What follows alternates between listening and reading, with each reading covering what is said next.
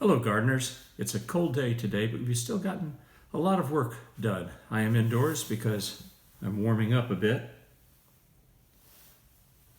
with some good coffee and the results of our first pick in January. It's not going to look great, but it's better than nothing. We have 2 of our dressed cabbages that managed to make it all the way through the freeze and then the attempted regrowth. But I do want to show you something important later on in one of the cabbages that isn't going to cut the bill outside. These are small, that's a bit under 1.5 pounds, and that's about 1/3 of a pound. Now the red cabbage is much more nutritious than the green. So a little bit goes a long way, and it does add a lot of flavor and texture to something like a coleslaw. So you can add a bit of this in with mostly a green cabbage and some carrots to make your coleslaw, and you'll have a very nutritious slaw compared to just green alone. The problem with our cabbages was that the central core was damaged by the freeze. And outside we have one of ours that wasn't growing, and I should have harvested it last week, and that was my error. I firmly claim that error. So let's get ready for the outside. It's a little above freezing, but about a 13-mile-an-hour wind out of the due north. So wind blown is definitely cold today. Let's go take a look.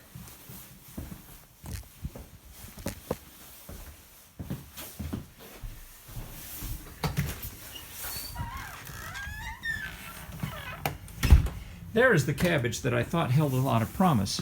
Ended up being disappointing. And I'll be glad to show you why. Oh, look at those. Surely there's some good stuff underneath. Might be, but look right there. That is the frozen part of the core. It's not going to be able to grow anymore. Can you see that? There is some green in the big leaves. They were trying, but this means that they couldn't bring the nutrients up to the head anymore.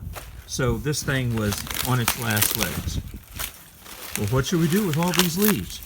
Just remember, if the leaves can't grow food, they can grow compost. And today I've been doing a clear out. Gotta love those onions. The Tokyo long whites are just fighting to stay alive. They're a good overwinter crop. Some people say they don't overwinter. I have had good luck with onions overwintering. Tokyo long white is what they're called. So here's the compost bin. And as you can see, we have some cover crops that are high in nitrogen. Of course, this is wonderful. These are the old tomato vines, and they will be high in carbon. So we can combine these in layers, and hopefully we'll get some good decomposition going here with the change into fertilizer. If we try to dig underneath, we'll find almost all sorts of household waste, like here, eggshells. But as you get just a few inches underneath, you can see the beginning of the change. There we are. See how this is beginning to decompose here? It isn't really all that warm, but time and pressure and bacteria have a nice way of helping us out here in the compost bin. This is our current compost pile that we are using right now. It's a little dried out, again because of the wind, but if I just spread away a little bit here, nice brown. And with a little addition of some moisture, that will go a long way toward feeding our garden next year. This pile is currently finishing up. As you can see, there's still some areas. I don't think we wanted wood in there. Notice how that got in there. But we can see things like bark and twigs that haven't broken down all the way here. But once again, if we start moving it away, it has more of a sawdust look because the top layers haven't broken down yet. This is probably going to be ready sometime in the spring. And with this bin That's up to 2 feet, and it's 2 by 4 by 4, 32 cubic feet of potential compost to add to probably something in the 20s still left over here. Now 1 cubic foot will cover about 12 feet of garden, 12 row feet of garden, so we have got a lot of coverage available there. I've been working over here on bed 1, and this was me digging up the cover crop. Any big lumps I've spread around to help die and return nitrogen to the soil, and then we will put a layer of fertilizer over that to help.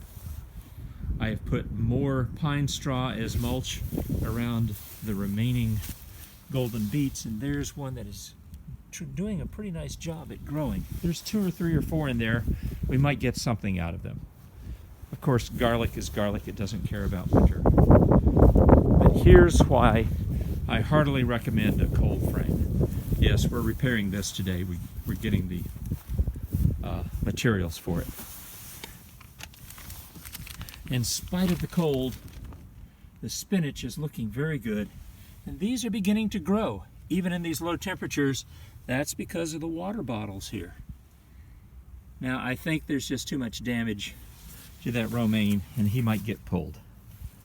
But the spinach is going well, and as you can see, this is protecting from the cold and the wind, and the water bottles are help keeping it even just a little above freezing is just fine for spinach.